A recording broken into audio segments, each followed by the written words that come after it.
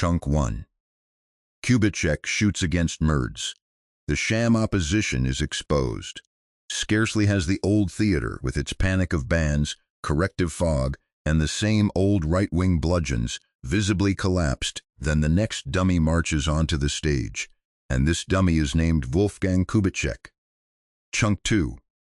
Suddenly Bild, TE Online, and the entire press salon are in a frenzy, as if Germany had just discovered the last honest opposition figure. Kubicki here, Kubicki there, Kubicki as the plain-speaking uncle, Kubicki as the cheeky troublemaker against Merz. What a coincidence, what a miracle, what a pathetic piece of political puppet theater, because the timing is so clumsy that it would almost be funny if it weren't so transparent. Chunk 3. The drumming up of a ban against the AfD has, for now, fizzled out. A corrective writer is torn apart on lands. Central accusations, which were used for months to create a mood, are severely damaged legally, and opinion polls in the West continue to rise for the AfD nonetheless. Chunk 4. In Lower Saxony, it's heading towards 20%. In North Rhine-Westphalia, the SPD is declining. The CDU is losing its grip and luster. Chunk 5. And precisely there, where the old working-class folklore of social democracy was treated like a state religion for decades, the AfD is pushing further and further forward. So a new trick is needed, and thus a rebellious substitute hero is crafted from the liberal, perennial talk show guest. That is precisely the real audacity. Chunk 6. Kubicki isn't meant to genuinely change anything.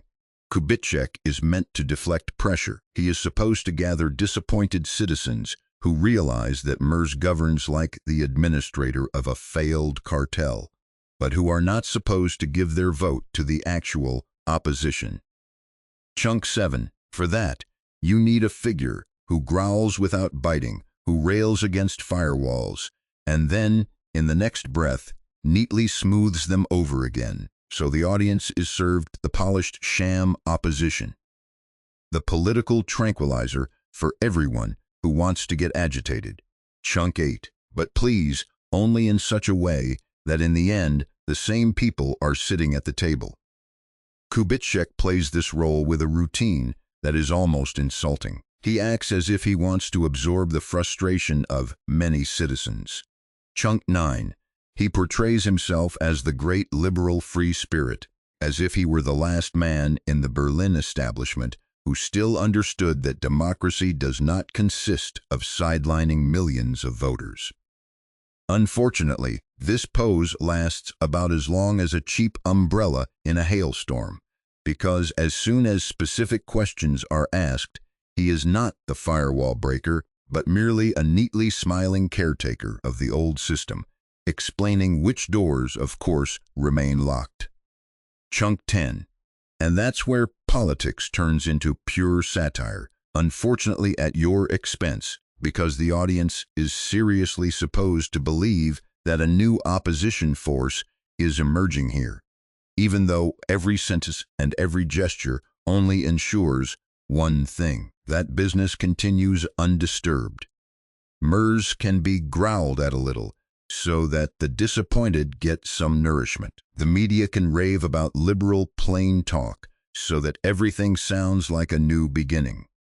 Chunk 11.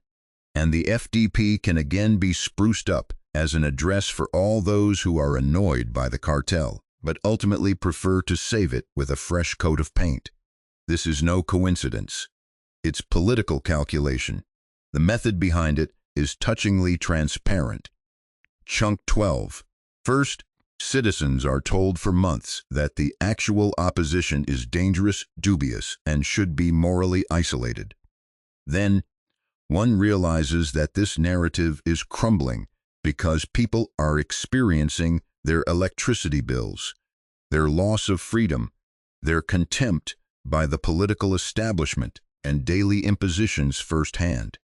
And then, suddenly, a man like Kubicki is presented to them as a wild maverick.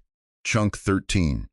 Not because he would be a real alternative, but because he is supposed to serve as a valve. Outrage, yes, but please in sterile packaging. Criticism, yes, but with a rear-view camera. Chunk 14. Opposition, yes, but exclusively as decoration. It also shows how deep the contempt of the establishment for its own voters has become. Editorial offices and strategists apparently seriously sit together and believe that a few grim headlines against Merz, a little liberal flair from the FDP, and people will obediently march into the next cage, as if no one had noticed how often exactly this trick has been played before. Chunk 15. First, the strong statement against the firewall, then the cowardly retreat. First, the alleged taboo break, then the neatly served submission. Anyone who still considers this a coincidence probably also believes a fire alarm means wellness music. Chunk 16. The crucial point is not what Kubicki hints at in the first casual half-sentence. What is decisive is what he explicitly states afterwards. No coalition with the AfD, no toleration, no approval of AfD motions. Chunk 17, but at the same time, none of this is supposed to be a firewall. You have to manage that first. Affirming the same political cordon sanitaire while still selling yourself as an independent spirit. Chunk 18. That's like someone barricading the safe, throwing away the key, and then proudly announcing they don't even know there's a door. No, that is precisely the firewall, just neatly formulated and neatly smiled. Chunk 19. It becomes even more revealing with the language, because whoever talks about the AfD, and thus about the parliamentary opposition, with such morally charged hostile labeling, precisely shows that he is not beyond the logic of exclusion, but rather steeped in it. Kubicki presents himself outwardly as a cool maverick, but in truth, he takes on the old role of the neatly groomed lackey. A few strong statements for the base, complete reliability for those above. Chunk 20. He can play the grumpy uncle as long as he consistently delivers the same message when it comes to the crucial vow. With the real opposition, there's nothing, absolutely nothing, not even for individual initiatives. That's not independence. That's dressage in a pocket square. Chunk 21. And now comes the part that is fatal for the whole show. It's not just about words. As soon as questions of power are touched upon, the true pattern emerges. Chunk 22. In Rhineland-Palatinate, committees are being tinkered with to keep the future opposition small.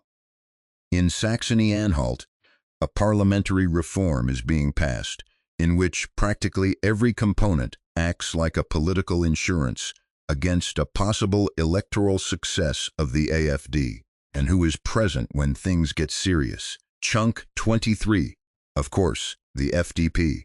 The same people whose most famous spokesperson is currently, for media effect, pretending to be fundamentally at odds with the firewall nonsense. No, he is not. Chunk 24. His party cooperates when the rules are quickly bent in such a way that voters are only allowed to have a say within the approved guardrails. This makes the matter bigger than just a Kubicki appearance. Here, a fundamental pattern of the German political establishment becomes apparent. Chunk 25. As long as citizens dutifully elect the familiar blocs, they rave about pluralism and democratic maturity.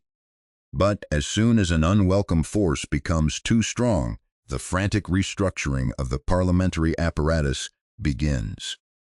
Then committees are changed, processes are secured, majorities are preventively diffused, and rhetorical smokescreens are deployed so that the intervention sounds neat and technical. Chunk 26. They sell the defense of power as raison d'etat and, in the end, even call the disenfranchisement of voters' attitude. Gentle greetings to all who don't think of censorship when they hear the word democracy. The role of the media in this is particularly unpleasant. Chunk 27. They don't act as if they have to clarify this contradiction. They actively construct it. They inflate Kubicki into a cheeky adversary against Merz, instead of asking the obvious question of why this supposed rebel rules out every practical consequence that would actually lend credibility to his pose. Chunk 28. They act as if a sharply worded sentence against the chancellor is enough to suddenly turn a system player into an opposition figure. That's not classification. That's stagecraft. The citizen is not meant to understand. They are meant to be steered. Chunk 29. They are supposed to believe that an alternative is emerging here, although in reality only the facade of the old cartel is being freshly painted. And that is precisely why this entire campaign is so unpleasantly transparent, because it works with the naked fear of the establishment. Fear that more and more people will realize how calculated this political deception has become. Chunk 30. Fear that words like freedom, openness, and debate are long since mere props in the mouths of established actors, brought out when needed and stowed back in the basement after the broadcast. Fear that citizens will no longer fall for neatly presented substitute opposition. In this staging, Kubicki is not the cleaner-upper, but the buffer, not the firewall breaker, but the man who first hammers against the wall, only to confirm afterward that it must, of course, remain standing. Chunk 31. In the end, only one bitter realization remains from the entire spectacle. The political class still trusts citizens with just enough discernment to let themselves be lulled again by a slightly louder FDP face, a little growling against Merz, a little liberal theater against the firewall, a little false courage in front of the camera, and the Republic is supposed to forget how reliably the FDP marches along every time the opposition is kept small and democratic competition is curtailed. Chunk 32. That is precisely what makes this act so disingenuous. It sells pose as principle, deception as debate, and loyalty to the system as resistance. Anyone who recognizes opposition in that probably also recognizes an escape car in a cardboard backdrop. In the end, therefore, only one bitter realization remains from the entire spectacle. The political class still trusts citizens with just enough discernment to let themselves be lulled again by a slightly louder FDP face, a little growling against Merz, a little liberal theater against the firewall, a little false courage in front of the camera, and the Republic is supposed to forget how reliably the FDP marches along every time the opposition is kept small and democratic competition is curtailed. That is precisely what makes this act so disingenuous. It sells pose as principle, deception as debate, and loyalty to the system as resistance. Anyone who recognizes opposition in that probably also recognizes an escape car in a cardboard backdrop.